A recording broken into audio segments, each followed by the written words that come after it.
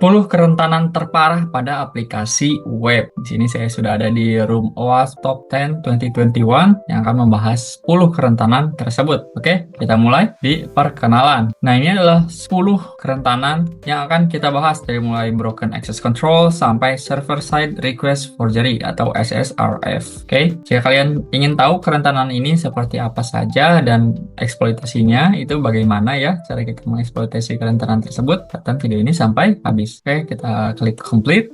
Lalu kita lanjut ke tugas kedua, mengakses mesinnya. Ini hanya kita untuk memulai mesinnya. Ini tulisannya apa ya? Oh, ini jika kalian menggunakan mesin kalian sendiri, kalian bisa connect via VPN. Jangan lupa kita mulai juga si attack box-nya ya. Kita mulai juga attack box-nya. Dan seperti biasa kita akan buka di tab baru, teman-teman. In full screen dan exit split view. Oke, kita tunggu sampai merespon si mesinnya. Lalu kita klik complete.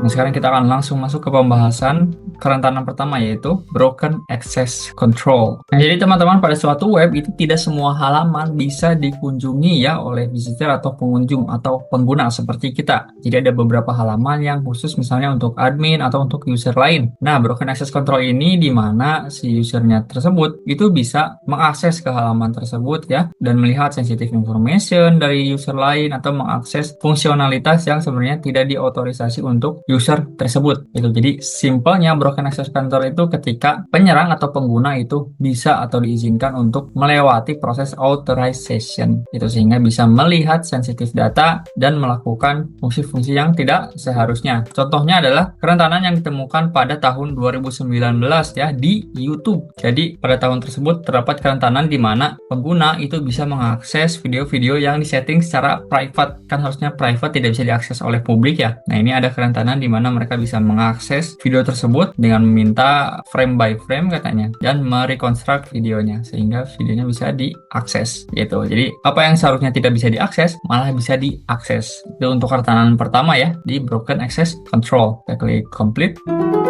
Oke, kita lanjut ke tugas keempat. Kita ke tantangannya ya. Oke, Broken Access Control Either Challenge. Ini adalah Insecure Direct Object Reference. Nah, jadi ini sama seperti tadi, mengakses apa yang tidak boleh diakses sebenarnya. Dan kerentanan ini muncul karena adanya Insecure Direct Object Reference ini. Jadi di linknya itu bisa terlihat alamat dari suatu halaman atau suatu file yang bisa kita modifikasi untuk melihat alamat halaman atau file lain yang ingin kita lihat. Misalnya seperti ini ya. Ketika kita login ke akun bank, misalnya bank DHM, terus akun ID-nya adalah 11111, kalian bisa misalkan lihat halaman kalian. Nah, ini misalkan halaman kalian dan di atasnya ini ada alamat ini yang 11111. Terus jika penggunanya mengganti ID-nya jadi 22222, tiba-tiba bisa mengunjungi akun user lain gitu. Kalian bisa lihat sendiri di sini, tadinya Jason Clark ya. Ini memang Jason Clark ya si penggunanya. Tapi ketika mengganti si ID yang di atas ini, itu ganti ke akunnya si Nick Perry. Ini tentunya tidak aman ya, karena hanya perlu mengganti si alamatnya saja sehingga bisa dialihkan ke halaman lain, halaman user lain. Jadi hanya perlu mengganti si parameter di URL-nya saja. Jadi bukan hanya penulisan alamatnya saja ya yang bermasalah, karena walaupun ini agak acak ya, misalkan tidak 2222 tapi jadi acak misalkan huruf dan angka dan sebagainya, tetap mungkin untuk si penyerang atau pengguna itu untuk masuk ke akun lain jika mencoba-coba gitu kan, bisa dicoba-coba ya. Kemarin juga di Burp Suite kita bisa atur untuk intruder dan sebagainya, kita bisa coba-coba dengan karakter-karakter lain dan sebagainya ya. Yang jadi permasalahan di sini ya, di Insecure Direct Object Reference ini, si websitenya tidak memverifikasi bahwa yang mengunjungi akun Nick Perry ini usernya adalah Nick Perry gitu. Seharusnya hanya Nick Perry yang bisa mengunjungi akun ini, tapi ini menggunakan akun si Jason Clark itu bisa mengunjungi si akun Nick Perry. Nah, itu masalahnya di situ. Harusnya ditentukan bahwa yang bisa mengunjungi si halaman ini, informasi si pengguna ini hanya pengguna ini gitu. Harusnya autentikasinya berjalan ya. Jadi kita sudah mengerti bagaimana Insecure Direct Object Reference bekerja. Kita complete saja. Oke, kita jalankan mesinnya dan mengunjungi ya IP ini. Kita login dengan NUT dan password tes 1234. Oke, kita coba ya. Kita copy dan kita buka mesin kita. Oke, kita buka browsernya. Oke, browsernya sudah terbuka. Kita coba paste and go. Loh, kok jadi mesin IP ya. Oke, kita coba lagi untuk paste ya. Sini paste. Loh, memangnya tidak tercopy ya. Kita copy, paste. Oke, visit dan kita akan login dengan menggunakan user waduh loading ya agak lama.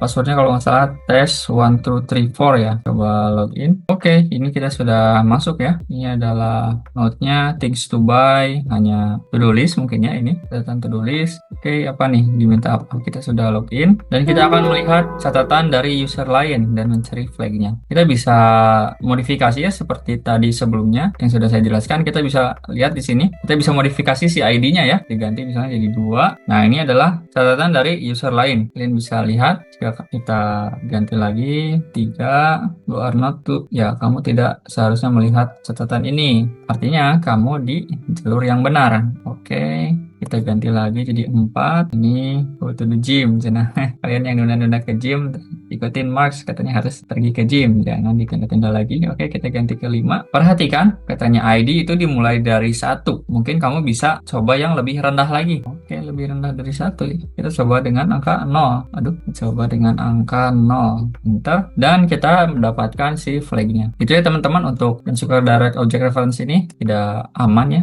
Bisa mengakses si laman user lain lah, filenya lah, dan sebagainya. Jadi harus diverifikasi, autentikasinya harus berjalan ya, dimana yang mengunjungi halaman tersebut harus si user tersebut. Oke, itu untuk kerentanan pertama. Kita lanjut lagi ke kerentanan kedua, cryptographic failures. Ini adalah kerentanan yang bisa muncul karena misuse atau tidak digunakannya cryptographic algoritma untuk melindungi informasi yang sensitif. Jadi kriptografiknya itu tidak benar penggunaannya ya, atau bahkan tidak digunakan cryptographic. Jadi sehingga muncul si kerentanan ini. Nah, misalnya ini aplikasi email yang aman. Misalnya dia mengenkripsi data di transitnya. Jadi untuk pengiriman email itu selalu dienkripsi ya. Kita sudah belajar tentang kriptografi ya di modul-modul sebelumnya. Jadi untuk enkripsi itu bisa dilakukan di data in transit atau transportnya, pemindahan data itu harus dienkripsi, dan juga data at rest itu harus dienkripsi juga gitu. Jadi untuk penyimpanan itu harus terenkripsi, tidak bisa dibaca, tidak bisa dipecahkan dan sebagainya ya. Begitu juga ketika transit. Kan ada 3 ya di cybersecurity, itu ada data in transit, data at rest, dan data in use. Kalau data in use tentu saja tidak kita enkripsi. Kenapa? Karena kan kalau misalkan kita lagi gunakan datanya, misalnya baca emailnya, tidak mungkin dalam bentuk terenkripsi, tentu dalam bentuk terdekripsi gitu. Karena kan sedang digunakan oleh pengguna. Seperti itu ya. Nah, salah satu cara untuk menyerang kriptografik ini adalah dengan man in the middle attack, di mana si penyerangnya itu bisa memaksa kita untuk menggunakan enkripsi yang lemah atau tidak sama sekali ya. Oke, kita sudah pahami ya si cryptographic failures ini. Artinya penerapan kriptografiknya tidak sempurna. Oke, kita complete. Kita lanjut ke tugas ke-6, cryptographic failure. Ini kita lihat supporting materialnya. Oke, di sini ada beberapa supporting material ya yang akan kita gunakan pengetahuannya untuk melakukan challenge di tugas ke-8 ini. Oke, jadi kita baca aja dulu harus ngapainnya. Oke, ini tentang database ya. Jadi kan database itu kita menggunakan sintaks SQL ya. Kemarin kita sudah belajar juga ya di Room SQL. Kita sudah belajar berinteraksi dengan Room SQL-nya, terutama untuk database management system untuk MySQL ya. Atau juga untuk manajemen database lain seperti MariaDB dan sebagainya. Database juga bisa disimpan sebagai file ya. Itu bisa disebut dengan flat file database. Artinya disimpan dalam satu file dalam komputer ya si database-nya. Nah, jadi ketika si file database ini disimpan dalam root directory website-nya, kita bisa query ya si database ini. Jadi ini bisa menyebabkan sensitif data exposure. Jadi bisa membuka gitu ya data-data yang sensitif. Nah, ini kita akan bahas beberapa sintaks yang akan kita gunakan ya di tantangan selanjutnya. Kita akan menggunakan SQLite ya.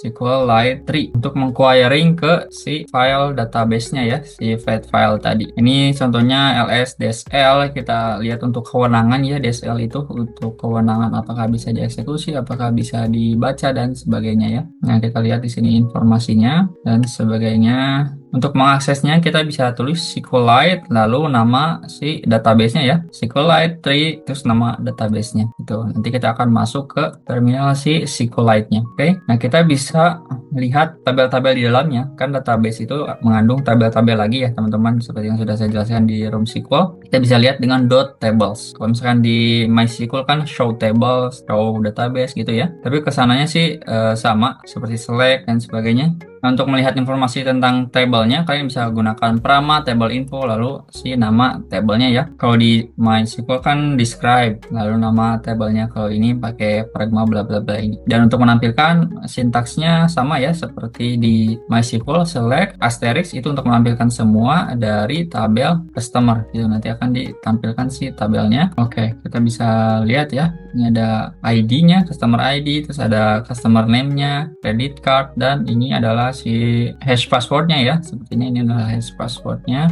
yang bisa kita crack juga. Oke, kita complete, sederhana saja ya.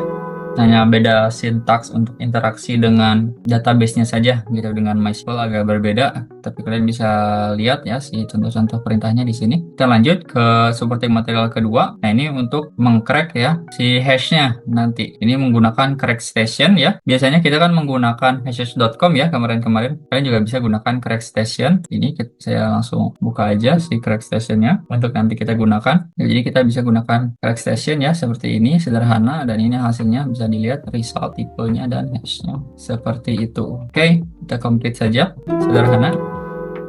Kita lanjut ke tugas ke-8.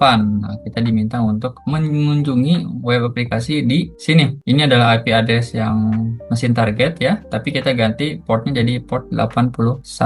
Kita copy aja ya. Copy, paste. Oke, sama IP address-nya hanya beda port saja. Nah, kita sudah ada di websitenya ya. Welcome to Sense and Sensitivity. Ya, kalian bisa membaca ini ya, nggak penting. Oke, kita lihat pertanyaan pertama. Coba lihat-lihat di aplikasi webnya, developernya meninggalkan catatan yang menandakan bahwa ada direktori yang mengandung data sensitif. Apa nama dari direktori tersebut? Nah, untuk menganalisa si web, itu baiknya kita lakukan seperti di room sebelumnya, yaitu dengan view page source yang kan kita bisa amati. Ini kode-kodenya, ini ada PHP juga bisa kita lihat ya, yang lainnya hanya gambar dan sebagainya. Background, main text, oke. Kita klik saja ini login PHP. Nah, ini isinya apa? Oh, ini adalah catatan dari developernya ya. Nah, harus diingat untuk melakukan sesuatu dengan database-nya itu disimpan di dalam ini. Nah, jadi ini adalah directory yang dijadikan catatan ya oleh si developernya di sini. Jadi ini adalah praktik yang tidak aman ya. Ini kita paste di sini. Jadi jawabannya adalah assets. Oke. Kita harus berpindah ke directory tersebut ya yang kita temukan di sini. Apa file yang stand out ya, yang sepertinya mengandung data sensitif. Oke, kita coba kunjungi si website tersebut ya. Kita ganti ini jadi /assets ya. Oke, kita coba ini view page source-nya kita hilangkan. Kita masukkan assets. Kita lihat apakah bisa. Oke, bisa ya. Jadi kita berhasil masuk ke si halaman aset ya, atau file asetnya atau folder asetnya yang mengandung file-file yang sensitif ya. Ini juga sama saja seperti tadi ya, insecure direct object reference ya, seperti tadi, karena kita tinggal masukkan saja di sini dan bisa langsung masuk gitu tanpa akun, tanpa autentikasi dan sebagainya. Nah, kalian bisa lihat di sini kira-kira yang mengandung data sensitif ini apa ya. Oh, ini mah parent directory yang tadi. Ini si halaman utamanya ya, CSS mah hanya CSS mungkin ya, hanya untuk tampilan, fonts ya fonts, image ya gambar, JavaScript. Paling ini ya DB, semuanya ini kan database. Jadi kemungkinan sih kita bisa melihat file informasi sensitif di sini di web app DB ini. Kita copy. Kan yang ditanya nama, iya nama filenya ya, nama file kita paste di sini web app DB. Ini gunakan supporting material untuk mengakses sensitive data. Oke, jadi kita bisa gunakan si materi tersebut untuk mengakses si password hash dari si admin user. Kita bisa download mungkin ya. Oke, terdownload. kita buka terminal. Karena itu kan formatnya DB ya, jadi kita akan berinteraksi dengan file tersebut tuh ya. Ini coba ada di mana tadi file yang kita download ya? Oh, sudah ada di sini, sudah ada ya. webapp.db itu kita bisa gunakan perintah yang tadi kita pelajari yaitu SQLite 3, apalagi SQLite 3, terus nama itunya ya webapp.db. Oke, kita akan masuk ke database-nya. Oke, sudah masuk ya, masuk ke SQLite-nya. Kita coba tampilin tabelnya dengan .table. Oke, tables pakai aja dulu ya. Kita lihat ada sessions, ada users. Nah, di sini kita diminta untuk mencari password hash dari si admin user ya. Admin user berarti kita pilih si user ya. Kita tampilin. Caranya tampilin sama seperti kita menggunakan MySQL si sintaksnya. Select all dari itu from nama tabelnya itu adalah users. Enter. Oke, lupa semikolonnya ya. Selalu lupa. Nah, ini ya. Untuk ini kemungkinan sih ini si hash-nya di sini ya. Yang ini kita copy dan kita akan crack dengan crack station. Kita paste di sini. Not a robot. Crack hashes. Oke. Nah, ini jadi si passwordnya ya. QWERTY UIOP. Oh, ini diminta ininya dulu. Diminta si hash-nya dulu. Nah, kalian kan di sini bisa lihat ya, hash-nya bisa ada yang depan, ada yang belakang. Jadi kalian bisa tes dulu ke si jawaban di cara hackingnya. Kalau misalkan yang ini bener nggak hashnya yang ini yang admin gitu. Itu maksudnya mungkin ya. Kita paste dan di submit. Oh benar, berarti yang ini yang harus kita crack gitu, dan kita crack di sini. Kita paste di sini. Oke, submit. Lalu apa lagi nih? Oke, kita akan login sebagai admin. Dan kita lihat flagnya apa. Oke, si passwordnya ini ya, yang tadi. Kita akan login sebagai admin. Close terminal aja. Kita keluar. Ini ada login sebagai admin. Oke, tab. Dan kita akan paste saja. Lalu login. Oke, mana nih? Oh, ini nih. Ini adalah flagnya teman-teman. Kita sudah berhasil masuk ke halaman adminnya. Kita paste dan submit. Seperti itu ya.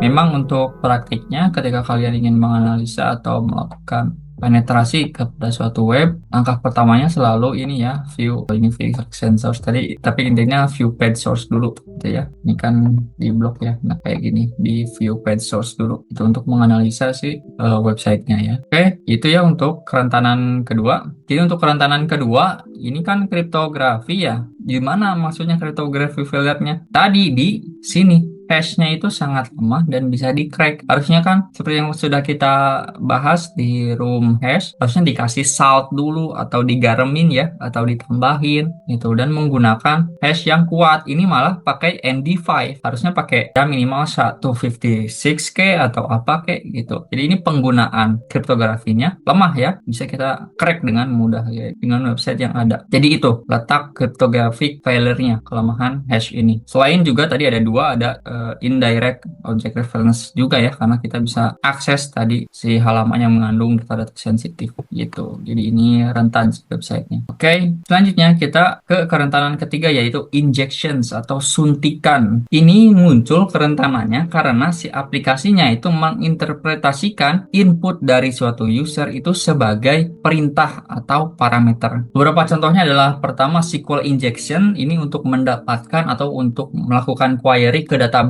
ya. Jadi tujuannya si attacker ini untuk mendapatkan informasi dari database agar ditampilkan di halamannya dia gitu. Jadi dia menggunakan SQL injection. Ini bisa diinjek di mana atau disuntik di mana, banyak ya kan di website ada kolom-kolom search, ada kolom-kolom login, kolom-kolom email, kontak dan sebagainya. Itu bisa digunakan untuk menyuntikkan kode. Seperti contohnya yang di room sebelumnya ya, kita di burp sheet ya kalau nggak salah. Itu juga kita menggunakan injection. Kita menyuntikkan kode cross-site scripting gitu. Selain itu juga ada command injection. Kalau command injection seperti namanya itu untuk menginput perintah ya di server gitu. Jadi bisa aja kita mendapatkan akses dengan mengeksekusi perintah tersebut. Nah, untuk mencegah hal-hal ini kalian bisa gunakan allow list. Jadi apa saja yang bisa dimasukkan, misalnya hanya email saja, hanya nomor telepon saja dan sebagainya. Tidak bisa memasukkan hal-hal lain seperti itu ya. Untuk si form peruntukannya gitu. Jadi form untuk apa itu hanya bisa diisi oleh apa gitu, dan bisa stripping input. Kan kalau misalkan kode ya, ketika kita kita injeksi itu pasti ada regular expressionnya ya. Misalkan untuk SQL injection itu ada kata select, ada bintang. Kalau misalkan untuk cross-site scripting itu biasanya ada tanda kurung seperti ini ya. Terus ada script, tulisannya dan sebagainya kan itu bisa kita ketahui dan kita atur gitu ya pengaturannya di website. Jadi ketika dimasukkan kode tersebut itu akan dihilangkan oleh si websitenya dari input ya, jadi aman ketika masuk ke si servernya, jadi tidak bisa disuntikan. Oke, kita selesai memahaminya dan lanjut ke command injection. Ini apakah kita akan kita akan melakukan command injection ya di sini. Ini beberapa kodenya, contohnya kalian harus lihat dulu si websitenya sih biar ngerti ya. Mana websitenya? Oke, di sini di port 82 kita ganti ke port 8. Kita ganti ke port 82 untuk mengakses si website tersebut. Oke, kita visit. Nah, di sini ada dua input ya yang dimaksud dengan si kode-kode ini. Nih, jadi ada yang ini, ada yang default ini yang jadi cow si variabelnya, dan ini adalah moving-nya, variabel moving di sini. Jadi ada dua input yang bisa kita atur ya di sini. Misalnya saya mau default dulu ya. Defaultnya itu sapi ya, karena ini adalah website Kousei online. Misalnya saya tulis seperti ini dan submit. Nah, sepertinya ya. Jadi akan muncul seperti ini. Jika saya ganti ini misalnya dengan dragon, kita submit. Nah, ini harus dimasukkan lagi ya. Ini saya atur di dragon. Ini saya masukkan ini lagi, submit. Nah, jadi si dragonnya mengucapkan kata ini. Seperti ya selanjutnya. Ini ada beberapa karakter yang bisa kalian coba juga, tapi tidak penting ya. Jadi kita tahu sistem kerja si websitenya. Sistem kerjanya seperti apa. Jadi dia akan menggunakan input kita dari sini dan dari sini. Jadi yang kolom ini itu diproses oleh si websitenya. Itu untuk menampilkan seperti ini. Ini kan adalah yang kita input ya. Berarti kita bisa tahu bahwa itu diproses oleh si websitenya ya, si inputnya dari kita ini. Ini adalah si kode PHP-nya ya, seperti ini penentuan moving-nya, dan ini untuk count-nya ya tadi. Nah, untuk kuncinya itu ada di sini ya. Ini adalah kode yang menandakan bahwa si kode kita itu diproses ya. Nih untuk pass through ini ke sini ke directory ini, dan ini adalah yang kita input. Nah, kita ketika nanti injeksi ke sini itu akan mengganti si ini nih, si moving ini. Jadi nanti kita bisa ganti kodenya di sini. Jadi itu langsung mengeksekusi si perintahnya di operating sistemnya gitu. Jadi bisa aja kita eksekusi kodenya juga gitu ya di si servernya. Karena seperti juga operasi matematika ya. Ketika misalnya nih operasi matematika kan gini ya. Misalnya 4 tanda kurung 2 tambah 3. Yang dikerjain yang mana dulu? Yang ini ya, yang ada di dalam kurung 2 tambah 3 dulu baru dikali 4. Ini juga sama nih. Ketika echo my username is bla bla bla. Nah, ketika kita buat si tanda kurung di sini dan ada kode perintah di sini, maka yang akan dieksekusi adalah si UMI-nya dulu nih di sini, perintahnya dulu. Ini kan UMI itu perintah ya, UMI seperti yang kalian tahu ya di Linux dan sebagainya. UMI jadi dieksekusi dulu. Lihat urutannya, yang pertama eksekusi UMI, lalu hasilnya aja jdo, lalu baru udah jalankan si echo-nya my username is jdo. Jadi dieksekusi gitu tanpa kita menginput nama kita. Kan ini harusnya my username is, kita input nama kita misalnya Rekun, jadi my name is Rekun muncul. Tapi ini malah my name is dimasukkan ini $sign terus UMI, jadi malah dimasukkan perintah, jadinya dieksekusi perintahnya jadi jdo gitu. Jadi kita bisa melihat ya si user di servernya itu menggunakan user yang mana gitu, seperti itu. Nah, seperti ini ya. Ini juga bisa kita lakukan nih dengan $sign UMI sama seperti tadi juga jdo, dan akan ditampilkan ini Apache, menggunakan server Apache gitu. Jadi kita bisa ketahui. Ini adalah beberapa perintah yang bisa kalian coba ya di sini. Kita bisa lihat saja ini pertanyaan-pertanyaannya ya untuk kita praktikkan. Oke, sederhana saja untuk di sini kita bisa gunakan $sign lalu perintah yang mudah dulu saja, ls misalkan. Lihat apakah bisa. Oke, di sini ada css drpepper.txt index.php gitu ya, cs. Oke, apa pertanyaannya? Apa text file ya yang ada di website root directory tersebut ini ya, ada drpepper.txt. Kenapa bisa kita ketahui? Karena tadi kita mengeksekusi ya perintah ls seperti tadi di ilustrasinya. Jadi kita di sini bukan UMI tapi ls, jadi tereksekusi dulu baru dijalankan. Ini adalah drpepper.txt. How many non-root atau non-service, non-daemon user are there? Yang kita bisa ketahui dengan ini sepertinya Linux ya. Coba kita gunakan UMI pakai Apache. Apache ya. Ya udah nggak usah. Kita langsung aja ke perintahnya yang ingin kita ketahui. Untuk mengetahui user-user yang ada di sini kan datanya itu bisa kita lihat dari etc shadow itu, tapi hashnya ya. Jadi kita lihat aja untuk data usernya itu kita bisa lihat di etc password ya, seperti yang pernah kita pelajari di Linux. Direktorinya etc password. Kalau nggak salah. Aduh, salah pencet. Oke, kita coba submit ya. Submit. Nah, ini ya adalah si user-user yang ada di server ini. Kita bisa lihat ini no login, no login, no login. Itu berarti bukan regular user ya. Kalau misalkan semuanya no login ya. Iya, ini bukan non-root atau non-service, non-daemon user. Itu semuanya adalah yang root dan service ya. Yang kalian lihat tadi. Jadi ada nol. Apa user di aplikasi yang berjalan ini? Waduh, whomi ya berarti. Kita coba $sign, mana $sign lagi? $sign whomi. Whomi. Oke, kita submit. Apache itu kan Apache. Copy di Apache. Jadi shell si user ini tuh disetting seperti apa? Kita bisa gunakan perintah seperti tadi ya. Kita bisa lihat kan tadi di etc password itu di file password. Ini kita lihat ada di mana sbin apa, Apache yang mana nih? Ini Apache yang paling bawah ya. Itu ada di www.sbin ini ya, sbin no login. Ini settingan si shellnya. Copy, paste. Kita tulis manual aja sbin no login ya, no login, submit. Apa versi Alpine Linux yang berjalan? Ini bisa dilihat juga di etc lagi ya, di file etc kalian bisa search juga sih perintah untuk mengetahui Alpine versi Alpine Linux gitu. Kalian bisa googling juga. Ini saya langsung saja jalankan perintahnya cat di etc juga, tapi beda filenya adalah os-release. Oke, kita submit. Ini ya versinya 3.16.0.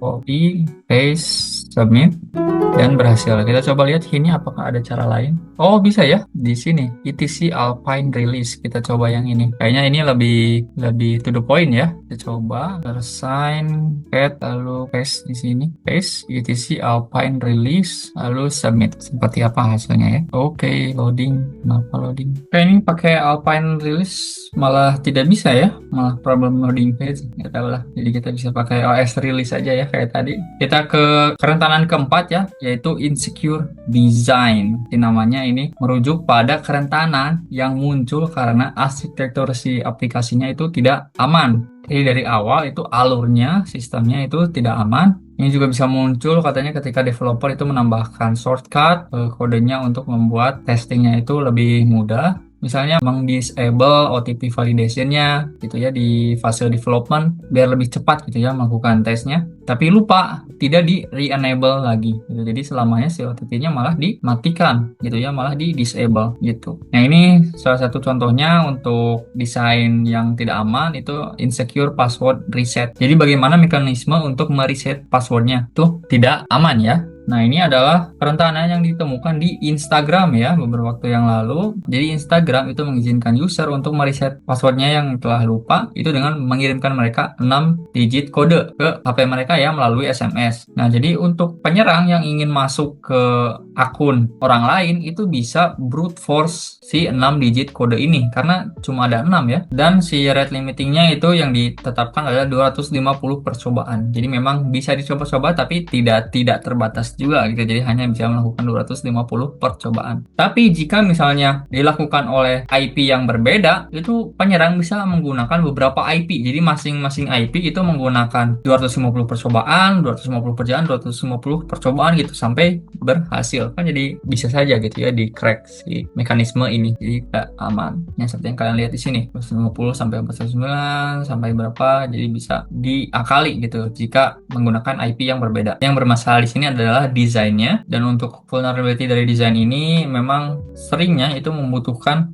pencipta si websitenya untuk melakukan rebuilding lagi karena ini diintroduce ya, didesain itu dari proses developmentnya sendiri, itu cacat. Jadi memang solusi yang terbaik untuk menghindari hal ini adalah dengan melakukan pencegahan ya dari mulai si fase development ini. Kalian bisa dalami si proses untuk pengembangan software ini agar aman itu di room ini tentang secure software development life cycle gitu. Jadi proses life cycle dari mulai development, testing, lalu dirilis itu semuanya ada tahapan keamanannya ya, pengecekan keamanannya. Oke, itu untuk di insecure design. Selanjutnya kita akan coba untuk mengakses ini ke port 85. Oke, di sini kita ganti saja jadi port 85. Is it unable to connect? Loh, kenapa nih? Apakah mesinnya mati?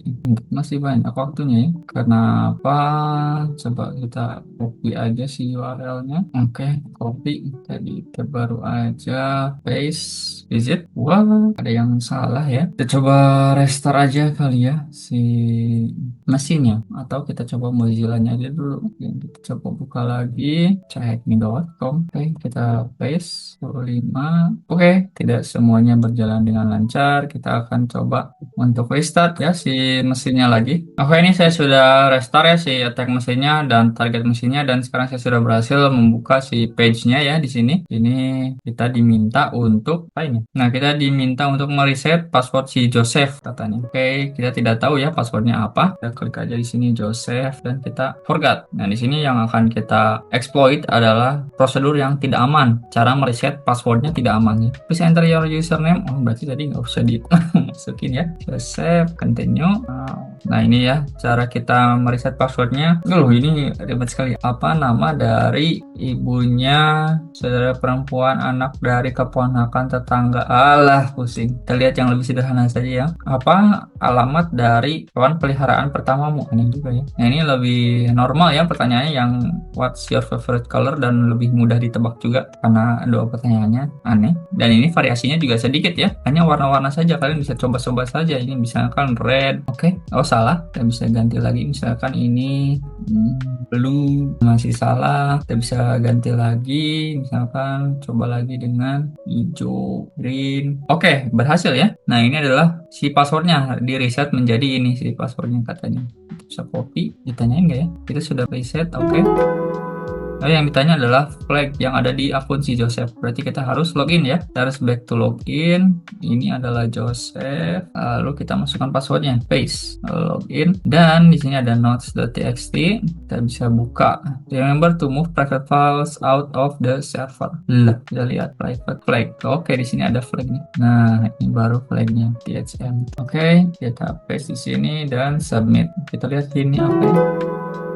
Nah, ini kita tadi menjawab pertanyaan keamanan yang gampang dijawab. Itu jadi desain untuk mereset passwordnya tidak aman ya. Mekanismenya kurang aman. Kayak itu untuk yang insecure design. Selanjutnya kita ke kerentanan kelima, yaitu miskonfigurasi. Jadi ini muncul karena seperti namanya itu miskonfigurasi. Seharusnya bisa aman jika pengaturannya atau konfigurasinya itu sudah benar dan sudah aman ya. Walaupun si softwarenya itu sudah ter-up to date, sudah paling bagus, kita desainnya juga sudah bagus, tapi ada miskonfigurasi, pengaturannya tidak benar, itu akan menyebabkan kerentanan. Ini misalnya contoh-contohnya adalah konfigurasi yang tidak aman ya dalam hal untuk perizinan ya, permission di layanan cloud itu. Terus menjalankan fitur yang sebenarnya tidak perlu. Terus ada default accounts, ini paling paling umum. Ini kalau misalkan kalian memasang wifi atau memasang terutama alat-alat jaringan, itu biasanya repeater dan sebagainya itu biasanya menggunakan default accounts ya, dan biasanya password-passwordnya juga jarang dirubah gitu. Misalnya ada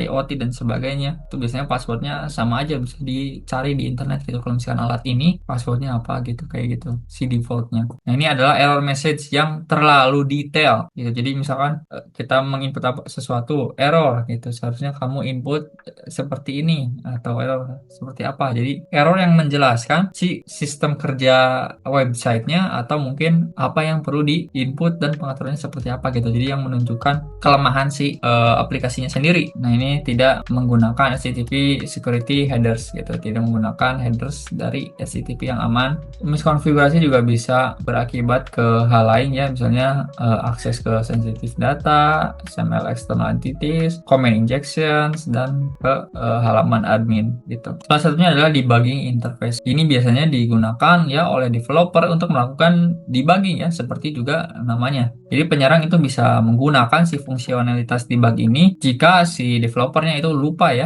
untuk meng-disable si fitur ini gitu sebelum mempublikasi si aplikasinya. Jadi semua orang yang lihat itu bisa menggunakan fitur debugging. Ini misalnya digunakan oleh Patreon yang dihack pada tahun 2015. Jadi di si Patreon ini ada debug interface yang terbuka ya di Workzec console. Di konsol Workzec ini dimana itu adalah komponen vital ya yang berbasis Python untuk si web aplikasinya. Jadi ini adalah interface yang bisa kita gunakan untuk mengeksekusi kode Python. Nah ini sama yang seperti tadi, hanya perlu kita tambahkan saja /console di URL-nya gitu. Nah seperti di gambar di bawah ini, /console, terus langsung bisa kita masuk ke interface-nya. Seperti itu. Jadi seharusnya di-disable ya oleh si developer yang sebelum merilis si aplikasinya. Oke, kita langsung praktik saja untuk security misconfiguration ini, terutama untuk si konsolnya ya. Kita kunjungi di port 86. Oke, kita kunjungi di port 86, enter. Waduh, sudah mulai loading lagi. Ya, takutnya harus di restart lagi kayak tadi. Ayolah. Aduh, kayak gini lagi teman-teman ya. Kita coba restart lagi. Hanya yang perlu restart, kita coba attack mesinnya doang ya. Bisa harus di restart terus. Ini kalau ganti-ganti halaman, coba lagi di Firefox-nya kita copy URL-nya aja. Kalau misalkan copy link, malah mesin IP kayak tadi. Apa sih kenapa headme.com? Coba paste 86, oke. Aduh, coba ini kalau ke Google masih nyambung nggak? Oke. Sebenarnya ini masalah di target mesinnya ya. Target mesinnya yang harus kita restart karena si attack mesin ini berjalan dengan baik sih sebenarnya. Tapi ini target mesinnya bermasalah mulu nih. Kita tunggu ya sampai si target mesinnya siap. Oke, sudah di restart ya. Kita coba copy lagi tadi port berapa? Di port 86 ya. Kita copy aja ini. Saya harap berhasil ya. Kita paste. Ya, berhasil. Aduh, isi target mesinnya ya kayak gitu. Kita lihat ada apa saja di sini. To-do list.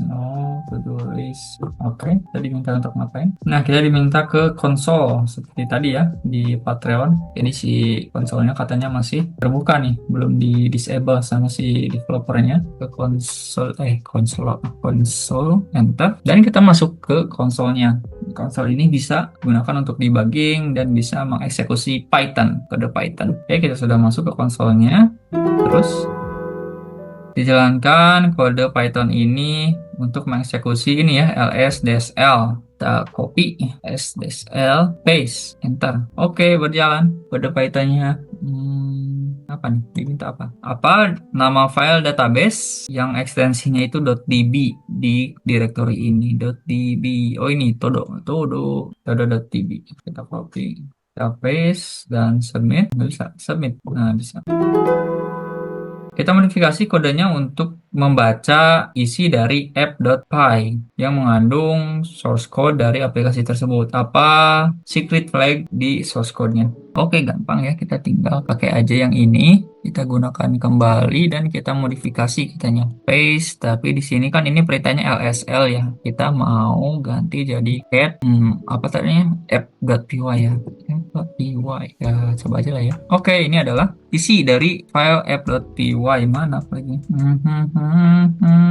Oh, ini ada secret flag thm, just a tiny misconfiguration. Ini adalah contoh miskonfigurasi ya. Jadi untuk fitur debuggingnya harus dimatikan. Submit. Oke, ini apa ini? Oke, kita ke tugas ke-13, yaitu kerentanan ke-6, yaitu komponen yang sudah jadul gitu ya dan rentan gitu, yang tidak up to date. Dan ini sangat umum banget teman-teman dan sangat berbahaya. Kenapa? Karena jika sistem kalian tidak up to date, aplikasi kalian tidak up to date, komponen kalian tidak up to date, berarti si kerentanannya itu sebenarnya sudah diketahui ya oleh khalayak umum. Karena ketika mengupdate ya, orang-orang bisa lihat yang diupdate itu apa aja. Itu kan berarti kan ada kerentanan di sini, dan di sini di versi sebelumnya. Jadi ketika kalian menggunakan versi sebelumnya, kerentanannya udah pada diketahui, gitu, udah diumumkan sendiri gitu. Dan biasanya sudah ada di exploit database seperti yang sudah pernah kita kunjungi di sini. Biasanya sudah ada di sini. Nah, misalnya ada WordPress katanya 4.6 remote code execution. Ini adalah kode untuk mengeksploit kerentanan tersebut gitu. Jadi kalau misalnya punya sistem yang tidak up to date itu sangat signifikan ya si kerentanannya. Itu salah satunya ini yang ada exploit DB ini terjadi di WordPress ya selama beberapa tahun. Karena si versi WP Scan-nya itu versi 4.6 gitu. Ini versi yang tidak up to date gitu dan bisa dijalankan remote code execution dengan exploit yang tadi kita lihat di sini nih. Inilah exploitnya, kita bisa jalankan untuk mengeksploit si kerentanan tersebut gitu. Oke, kita complicate aja. Makanya di company itu harus ada update ya yang terjadwal. Kalau bisa sih otomatis gitu dan jangan di jam kerja biasanya.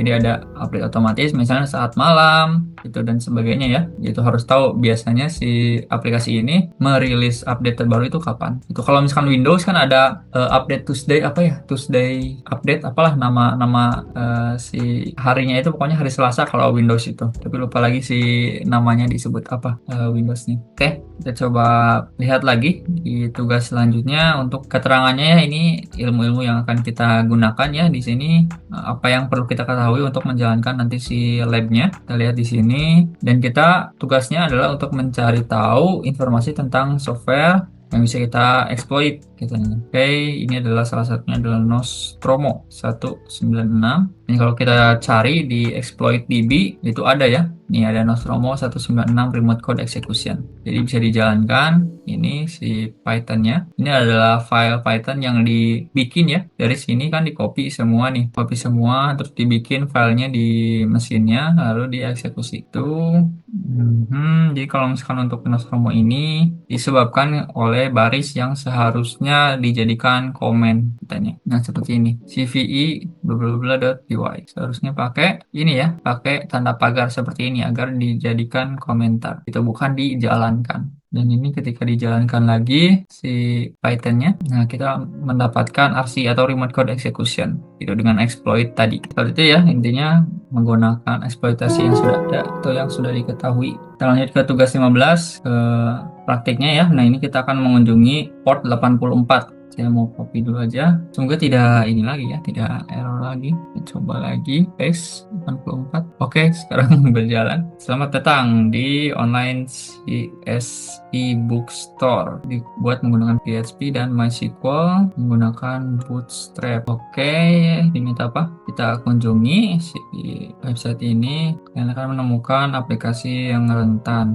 Semua informasi yang kamu butuhkan untuk mengeksploit itu bisa ditemukan secara online. Apa isi dari opt.txt file. Di sini saya lihat ada ini ya di exploit DB untuk online bookstore itu ada exploitnya yaitu online bookstore 1.0 unauthenticated remote code execution.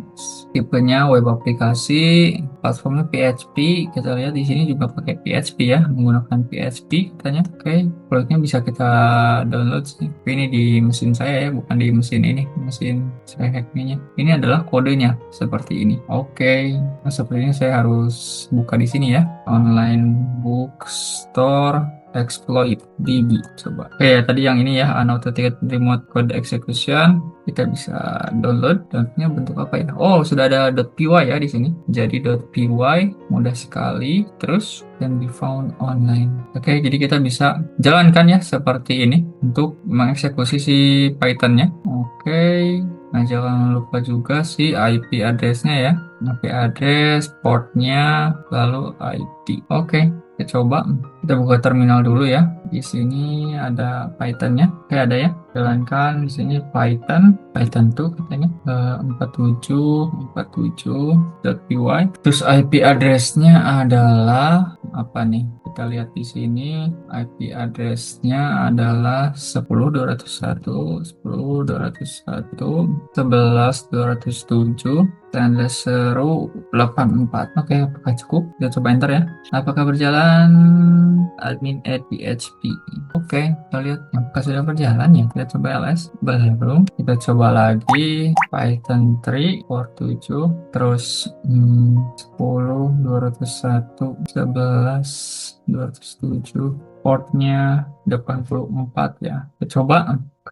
Ini bisa mulia. Astaga. Kita coba jalankan si Python-nya. To view arguments. Nah, oke, jadi saya agak kebingungan tadinya kenapa gagal mulu. Ternyata si alamatnya harus pakai HTTP dan sebagainya, nggak bisa langsung pakai IP address ya. Jadi saya kan langsung pakai IP address, jadi harus pakai HTTP dan sebagainya. Kita yes aja dan enter lagi, dan kita sudah RCE ya, remote code execution. Kita coba ls. Oke, ada berbagai macam file ya di sini. Kita diminta untuk menampilkan ini, file ini. Kita copy aja, kita langsung cat aja ya, cat, terus paste di sini, paste, enter. Nah, ini adalah flagnya. Jadi teman-teman, kita copy dan paste. Oke, kita submit. Dan di sini hintnya tadi adalah ini ya. Jadi saya bisa tahu apa yang harus saya search tadi itu. Itu petunjuknya ada di sini. Itu kalian harus cari Recent Authenticator Booster Apps RC gitu untuk mencari si exploitnya. Oke, selesai. Kita ke tugas ke-16, itu kerentanan ke-7, yaitu kegagalan identifikasi dan autentikasi.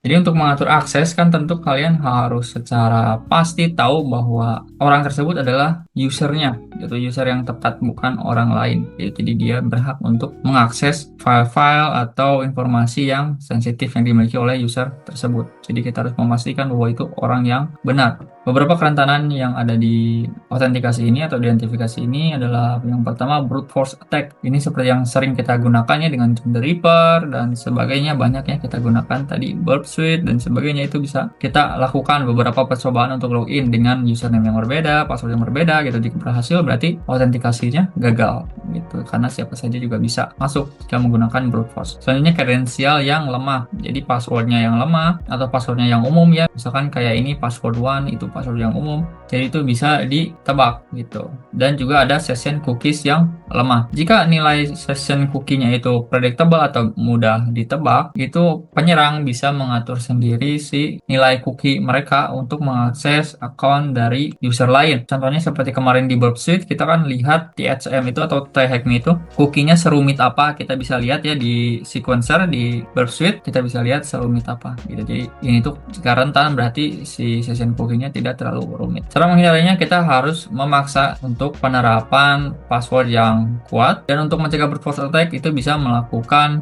logout otomatis jika jumlah percobaan loginnya itu berapa banyak gitu. Jadi si brute force tidak bisa dilakukan ya, karena butuh melakukan percobaan login yang banyak si brute force ini. Dan juga kita bisa mengimplementasikan multi-factor autentikasi gitu. Contohnya menggunakan username password lalu mengirim kode ke HP kalian gitu kan, multi-factor autentikasi, tidak hanya dengan satu kredensial yaitu username dan password. Oke, kita sudah mengerti bagaimana mekanismenya. Selanjutnya kita praktiknya ya. Kita akan melihat logic flow dalam mekanisme autentikasinya. Nah, ini ya, developer lupa untuk mensanitasi inputnya, jadi username dan password yang diinput oleh pengguna, di mana ini menyebabkan rentan terhadap SQL injection. Tapi di praktikal ini kita akan eksploitasi kerentanan ini, re-registration of an existing user gitu ya. Ini tuh kita coba contoh aja langsung ya, biar kalian langsung kebayang kerentanannya karena sistem registrasi yang tidak aman ya. Oke, saya paste di sini dan visit si ininya. Oke, di sini kita misalkan ingin masuk ke Darren nih. Kita kan tidak tahu passwordnya ya. Kita bisa register. Misalkan jika kita menggunakan nama Darren, emailnya apa saja ya. Passwordnya 123 aja. Ketika kita register, bisa dilihat ditampilkan error, user ini sudah mendaftar. Jadi sudah ada akun Darren. Tapi jika kita register lagi dengan spasi Darren, kita isi lagi. Kita isi passwordnya jadi 123. Oke, kita register ya. Ketika kita register dan lihat user registered successfully gitu. Jadi kita sudah berhasil membuat akun, tapi bukan akun baru, melainkan akun tadi si Darren. Jadi kan si website ini tidak bisa membedakan antara Darren ya, user Darren dengan spasi Darren. Tadi kan kita pakai spasi ya di username-nya. Jadi mereka menganggap hal ini itu sama. Jadi ketika tadi kita register, data email dan password si Darren diganti dengan email dan password yang kita berikan tadi. Gitu. Jadi si akun si Darren-nya diupdate ke input kita. Gitu, tentunya itu salah ya. Dan kita sebenarnya di sini bisa login dengan Darren. Oke, kita di sini bisa login ya dengan spasi 123, kita sign in dan berhasil ya. Itu kita berhasil masuk ke si akun si Darren. Itu jadinya username si Deren juga tadi diupdate ya, jadi ada spasinya, spasi Deren seperti itu. Itu karena inputnya tidak bisa membedakan yang mana Deren dan mana yang spasi Deren. Ini juga sama ya, kita akan mencoba trik yang sama untuk Arthur. Kita logout dulu, kita register sebagai Arthur ya. Tentu tidak bisa karena kita ketahui sudah ada si user Arthur di sini. Jadi ketika kita masukkan username-nya Arthur tidak bisa karena sudah mendaftar. Tapi jika kita masukkan spasi Arthur, kita bisa ganti si akun Arthur ini dengan datanya kita ya. Kita ganti passwordnya jadi 123 lagi, kita register dan berhasil register ya. Kita bisa login dengan Arthur, spasi Arthur ya, jangan lupa spasi Arthur dan passwordnya 123. Oke, kita sign in dan kita berhasil masuk lagi ya ke akunnya si Arthur. Nah, ini proses autentikasinya terdapat kecacatan ya, sehingga menyebabkan pergantian atau update akun yang sudah ada dengan input dari si usernya ya, user yang baru.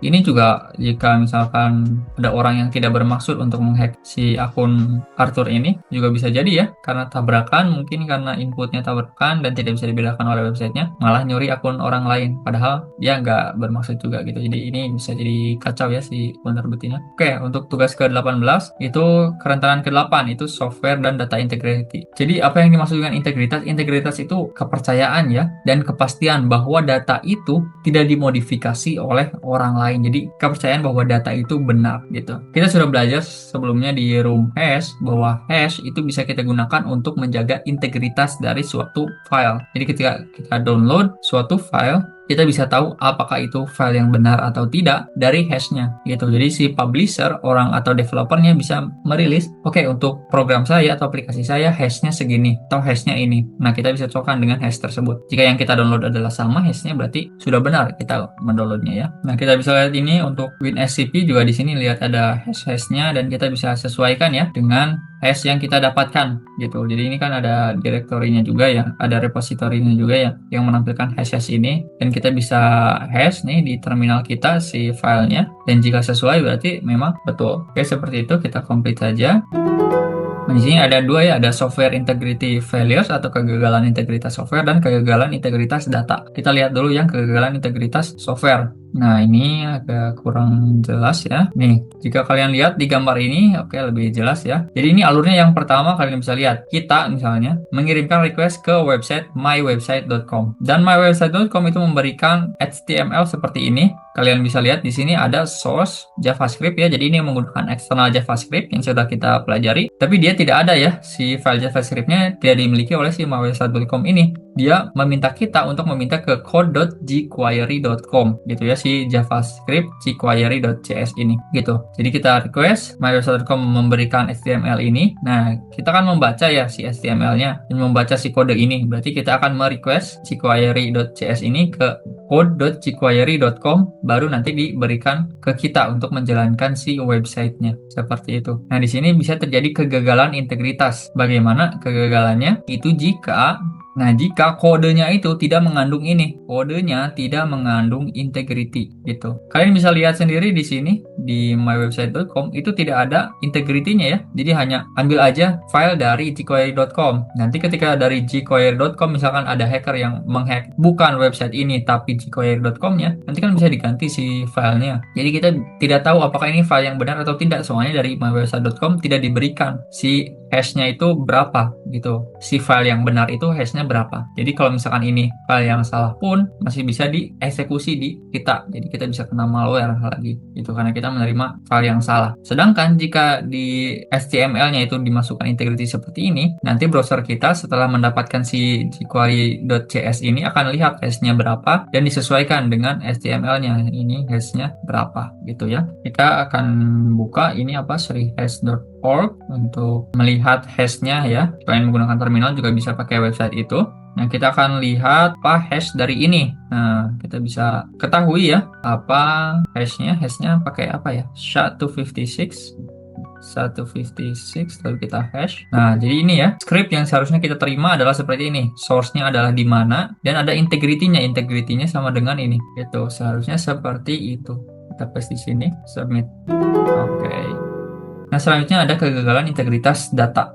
Kita tahu bahwa ketika kita explore di suatu website ya, kita akan mendapatkan cookies ya setelah kita login gitu. Kita sudah bahas cookies itu fungsinya seperti apa agar kita tidak harus berulang kali loginnya ketika akan mengakses subdomainnya atau halaman-halaman di website tersebut. Jadi selama kita pegang cookiesnya, cookies sessionnya, kita bisa buktikan bahwa kita adalah user tersebut. Seperti itu ya. Nah, tapi kan jika misalnya orang itu memodifikasi si cookiesnya, berarti mungkin saja kan si orang tersebut bisa berperan sebagai user lain atau mengakses data user lain. Karena jika cookiesnya mungkin diganti username dalam cookiesnya itu dengan username orang lain, berarti kan bisa saja dia berperilaku sebagai username tersebut gitu. Karena dalam cookies itu ada username-nya, itu yang menandakan bahwa kita adalah username Susan misalkan atau Rekun atau siapa saja. Itu jika diganti si nilai ini, berarti si cookie-nya bisa dimodifikasi untuk menjadikan kita user lain ya, seperti itu. Nah, kita bisa cegah ini dengan JSON Web Tokens. Ini strukturnya seperti ini ya. Ada header, ini payload dan signature. Semuanya disekat atau dipisahkan dengan tanda titik ya. Ini mungkin tidak terlalu kelihatan nih. Nah, untuk header sendiri ini adalah si isinya ya, tipenya JWT atau JSON Web Token, dan algoritma untuk signingnya untuk penandaan membuat signature ini adalah HS256, dan payloadnya adalah ini. Kita lihat di sini ada nilai username ya, dan expirednya itu kapan. Kita bisa lihat di sini. Ini adalah signaturnya buat penanda bahwa ini tuh benar atau tidak. Semua ini hanya di encode menggunakan base64 ya. Kita sudah tahu bagaimana encoding dan decoding. Jadi ketika kita decoding misalnya ini payloadnya kita decoding jadi ini, jadi teks ini, lalu kita ganti ini jadi nama user lain, terus kita encoding lagi ke base64. Itu jika tidak ada signature, nanti kita bisa berperan menjadi user lain ya. Tapi karena ada signature, itu nanti si websitenya akan melihat si payload ini matching nggak sama si signaturenya gitu. Jadi selama ada signature, kita tidak bisa merubah si payload dan headernya ini. Seperti itu ya, untuk membuktikan bahwa itu adalah benar-benar kita dan kita tidak memodifikasi si cookiesnya untuk menjadi user lain. Itu ya, itu gunanya si signature ini. Oke, tapi di sini kita bisa melakukan eksploitasi ya terhadap JWT ini atau apa tadi? JSON Web Token ini. Nah, seperti yang kita lihat di sini ya, ini jika tidak ada signature, kita bisa aja ya kita atur jadi none dan username-nya jadi admin misalnya. Nanti kita gunakan ini untuk mengakses webnya dan kita bisa berperan jadi admin. Kita coba aja praktek, kita kunjungi halaman ini, kita copy. Nah, di sini kita bikin tab baru ya, paste dan kunjungi. Nah, di sini kita coba login dengan username guest katanya. Tapi passwordnya tidak dikasih tahu ya. Guest tab 1 2 3 4 aja, coba login. Oh, salah ya. Ini invalid password. Nah, ini seperti tadi error yang menunjukkan informasi yang tidak perlu user tahu ya. Ini pesan error seperti ini tidak baik. Jadi diberitahukan bahwa kita bisa login ke guest dengan password guest juga. Kita login. Hello guys, only the admin user is allowed to get the flag gitu. Jadi hanya admin yang bisa mendapatkan flagnya. Oke, di sini password guest adalah guest lagi diberitahukan ya.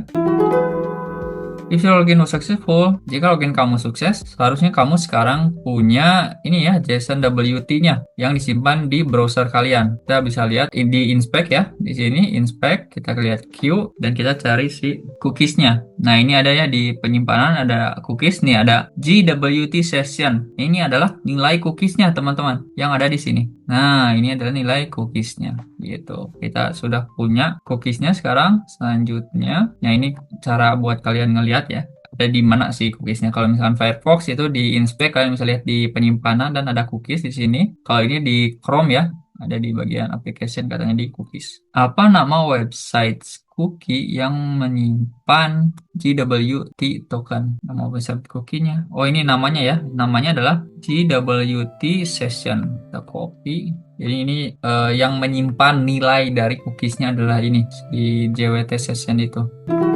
Gunakan pengetahuan yang sudah kamu dapatkan untuk memodifikasi JWT tokennya agar aplikasi berpikir bahwa kamu adalah admin. Nah, ini bisa kita gunakan dengan mengcopy ini ya, nilai dari cookie-nya, lalu kita gunakan mana nih? Nah, ini online tool ini katanya untuk kita mengencode dan decode si cookies-nya ya. Ini kita paste. Kenapa nih? Kalau base64 kan? Wah, ini pakai apa ya?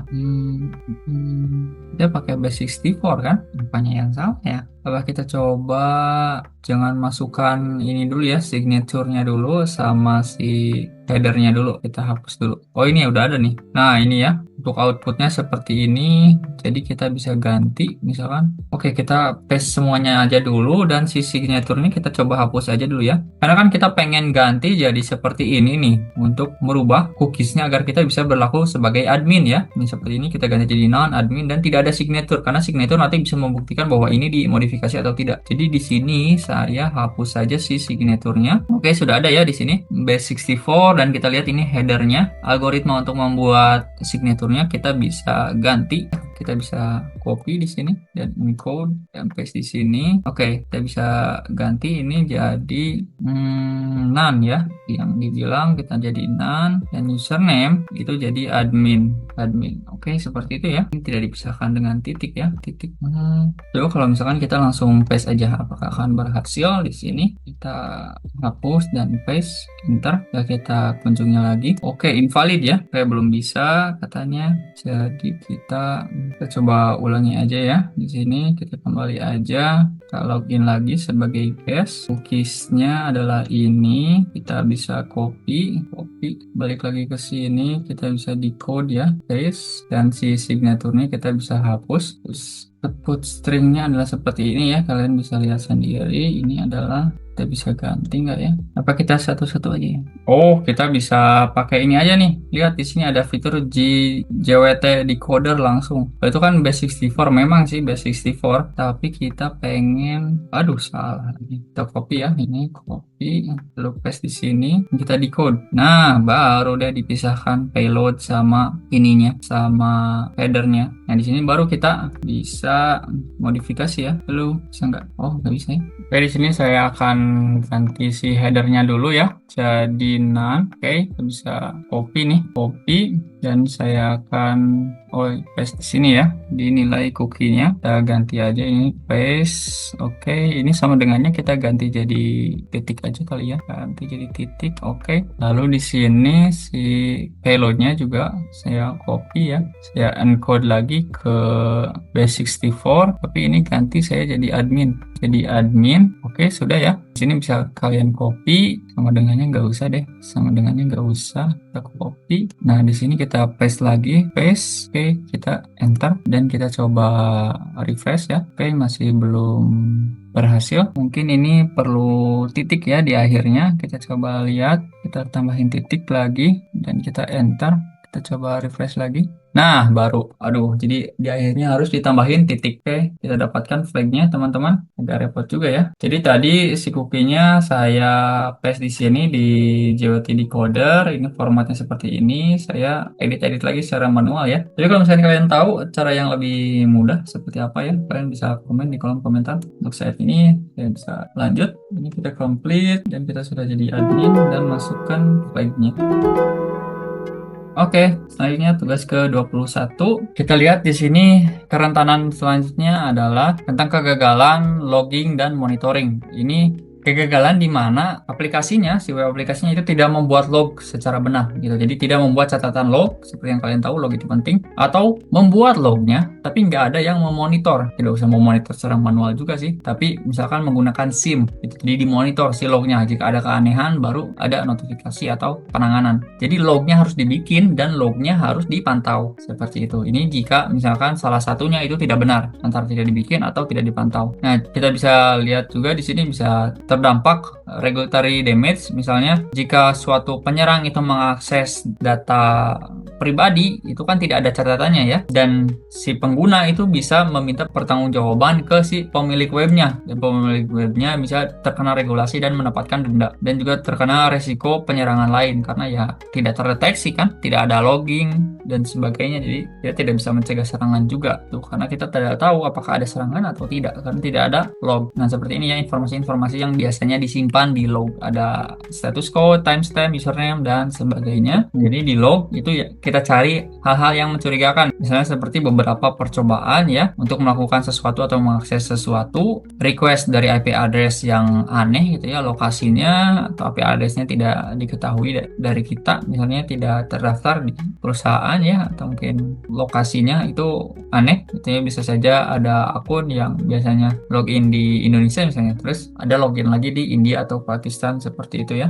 Nah, ini penggunaan automated tools. Itu juga bisa terdeteksi ya jika misalkan si penyerangnya menggunakan robot atau apa, dan payload juga bisa dideteksi gitu dengan adanya si log ini. Nah, kita untuk menjawab pertanyaannya harus mendownload katanya si task file ini. Oke, kita sudah download dan kita lihat pertanyaannya apa IP address yang digunakan oleh penyerang dan jenis penyerangannya itu seperti apa. Oke, kita analisa ya. Nah, di sini filenya sudah saya buka. Hal pertama yang langsung muncul yang mencurigakan tentu saja ini ya, unauthorized. Kita lihat di sini. Ada beberapa percobaan login yang unauthorized beberapa kali ya. Dan ditebak-tebak nih usernya admin, administrator, anonymous, root, dan sebagainya. Jadi ini kelihatan banget ya bahwa ini adalah penyerang dan IP yang digunakan adalah ini. Kita copy ya, paste di sini. Oke, submit. Kita lihat lagi kira-kira serangannya itu apa ya. Di sini. Nah, serangannya bisa saya tebak itu adalah brute force ya. Karena dia mau login, memaksa login dengan akun admin atau administrator, root, dan sebagainya. Jadi dicoba-coba gitu. Jadi percobaannya adalah brute force. Oke, kita lanjut ke tugas ke-22, yaitu adalah kerentanan server-side request forgery, teman-teman. Nah, ini misalkan kita lihat aja si ilustrasinya ya. Misalnya di sini nih, kita lihat URL-nya itu ditujukan ke server 3sms.tsm ya. Si pesannya adalah hello. Nah, misalnya di kliennya itu akan mengirim permintaan seperti ini, get bla bla bla bla, pesan ya yang ada di server ini, pesannya adalah hello. Yang akan dikirimkan melalui internet ke mysite.com dulu, dan mysite.com akan membuat permintaan lagi ke server 3sms.tsm gitu, dan akan mengikutsertakan API-nya. Message-nya adalah hello, jadi akan di forward dengan API key-nya. Nah, kita lihat di sini hello dan dikirimkan juga API key-nya ke si server 3sms.tsm gitu. Jadi ini bisa digunakan untuk mendapatkan API suatu website. Misalnya di sini kita bisa atur ya si servernya misalkan ditujukan ke server yang tidak seharusnya, misalkan yang mengumpulkan API, atau misalnya balik lagi ke kita gitu si servernya. Jadi kita bisa mendapatkan API dari mysite.com ini. Jadi untuk request forgery. Nah, ini adalah beberapa hal yang akan kita gunakan ya. Kita lihat di sini mysite.com, SMS, dan kita tujukan servernya ke sini. Dan ini akan membuat si mysite.com untuk membuat request ke attacker.tsm ini dan mengirimkan si pesannya ya. Dan kita bisa tangkap si isinya itu dengan netcat ini, di netcat LVP 80. Itu adalah si portnya ya, port 80. Di si server side request forgery ini atau permintaan server yang palsu ya, itu bisa digunakan untuk enumerate ya. Jadi kita bisa mengetahui IP address dan portnya dari si jaringan dan mengabuse ya hubungan antara server dan mendapatkan akses ke si layanannya, dan bisa berinteraksi dengan beberapa layanan non-HTTP dan melakukan remote code execution katanya. Kita diminta untuk mengunjungi ini. Oke, alamatnya ini kita copy, kita try connecting aja si mesinnya. Ini sudah cukup lama ya. Kalau misalkan ada yang belum jelas, coba tanyakan di kolom komentar saja ya. Soalnya ini saya penjelasannya cepat dan lompat-lompat karena memang banyak sekali materinya di room ini ya. Jadi kalau kalian ada pertanyaan, coba tanyain aja di kolom komentar. Mungkin teman-teman yang lain bisa bantu jawab juga. Oke, ini mesinnya harus saya restart lagi ya. Kan tidak bisa connect dari tadi. Ya, kita buka lagi Mozilla-nya. Kita sekarang kunjungi yang dimintanya apa tadi. Kita akan melakukan server side request forgery. Oke, kita paste and go. Oke, kita sudah ada di websitenya ya. Kita lihat apa yang diminta. Explore websitenya. Apa satu-satunya host yang diberikan akses ke admin area? Admin area. Coba lihat di sini ya di menunya. Oh, ini ada admin area. Kita coba lihat admin area. Oke, udah lambat. Oke, di admin area katanya hanya localhost nih. Hanya localhost yang diizinkan untuk ke admin interface. Oke, kita copy. Jadi yang hanya diizinkan ke admin area adalah localhost. Kita submit. Kita lihat tombol download resume ini menunjukkan kemana ya si server parameternya. Kita lihat emang ada ya. Oke, ini tadi di atas ya. Nah, ini ada download resume. Kita mau inspeksi ya, bukan mau di-download resumenya. Kita mau lihat aja dulu si tombolnya ngelink kemana. Nah, ini ya si server parameternya adalah securefilestorage.com. Pakai port nggak ya? Nggak usah, kayak copy aja. Oh iya, .com kayaknya tuh. .com, jadi itu server parameternya ya. Dan bisa lihat di sini server sama dengan bla bla bla, itu parameternya. Gunakan server side request forgery untuk membuat aplikasi mengirimkan request ke attack box kalian bukannya ke secure file storage tadi. Oke, apakah ada API keys di request tersebut? Oke ya, seperti tadi di ilustrasinya ya. Jadi di sini kita akan membuat permintaan ke websitenya, tapi si websitenya akan kita rujuk ke kita lagi. Jadi kita akan mendapat API keys-nya ya secara teori.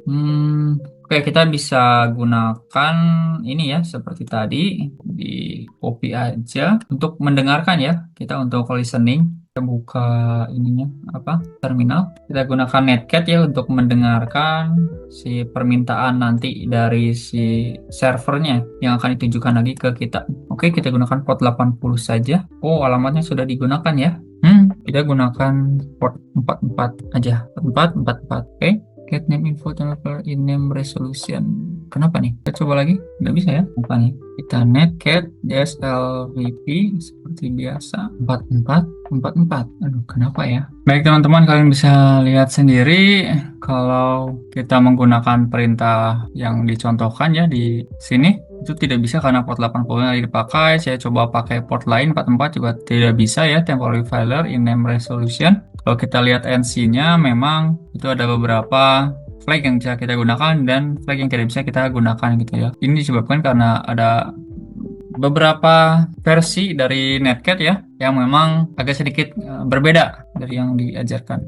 Jadi saya mau coba ganti dengan perintah ini dan langsung berjalan ya. Jadi pakai lvnp gitu. Kalian harus tambahkan n-nya di situ dan sedang berjalan di port 4444 gitu, dan kita bisa coba di browsernya untuk dipindahkan ke kita ya si parameter servernya. Kita ganti ini dengan IP address-nya kita. Apa tadi IP address-nya?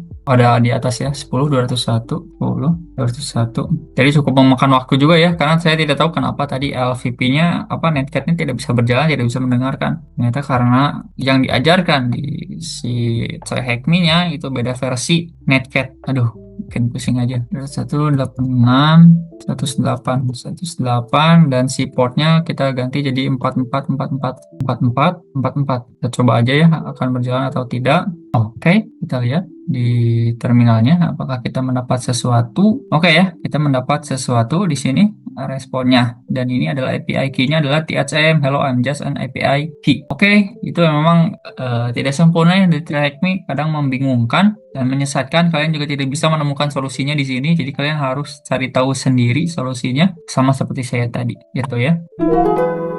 Oke, selanjutnya ini sebenarnya sunat saja, tidak usah dilakukan, tapi baiknya dilakukan ya. Ada cara untuk menggunakan server-side request forgery ini untuk mendapatkan akses ke admin area katanya. Bisakah kamu menemukannya? Oke, kita bisa akses di admin area dengan mengganti ini ya URL-nya. Tadi diminta yang bisa mengakses ini adalah localhost ya. Ini kita coba aja jadi localhost. Terus si portnya masih sama ya di website tersebut adalah 8087. Lalu kita tentukan halamannya adalah admin. Dan di sini kan ada ID-nya ya.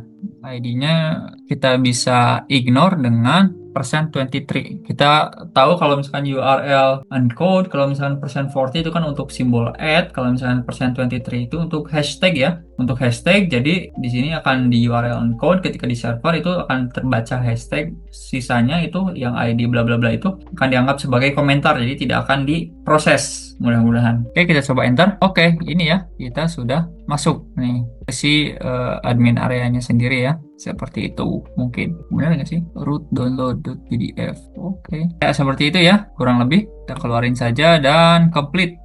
Gitu, kita sudah selesai untuk tugas ini. Agak membingungkan juga ya. Kita terminate aja semua mesinnya ya. So split view, terminate, machine, terminate. Oke. Dan kita langsung ke task 23 atau tugas ke-23. Kalian bisa lanjutkan ya ke room-room sebelumnya. Ini untuk Cyber Security 101. Ini juga dibikin playlist ya di channel saya. Di dasar keamanan cyber itu Cyber Security 101. Atau kalian bisa lihat juga di room lain ya materi-materinya untuk mempelajari lebih lanjut tentang aplikasi web dan kerentanannya. Oke, kalian komplit saja. Dan selamat teman-teman. Dan sudah menyelesaikan room ini. Gak ada yang tidak dimengerti ya, kalian bisa tanyakan ya sekali lagi di kolom komentar. Karena ini banyak sekali ya si materinya dan prakteknya. Tapi tentu saja sangat bermanfaat ya buat kalian kalau kalian menganggap room ini bermanfaat dan penjelasan saya bermanfaat ya untuk membantu kalian. Terutama di tugas terakhir tadi ya yang agak membingungkan. Kalian bisa subscribe ya untuk mendapatkan video-video lainnya dari saya yang tentu akan bermanfaat buat kalian. Dan jangan lupa juga share ke teman-teman kalian yang juga lagi mempelajari tentang IT atau cybersecurity secara khususnya. Oke teman-teman, sampai jumpa di video berikutnya.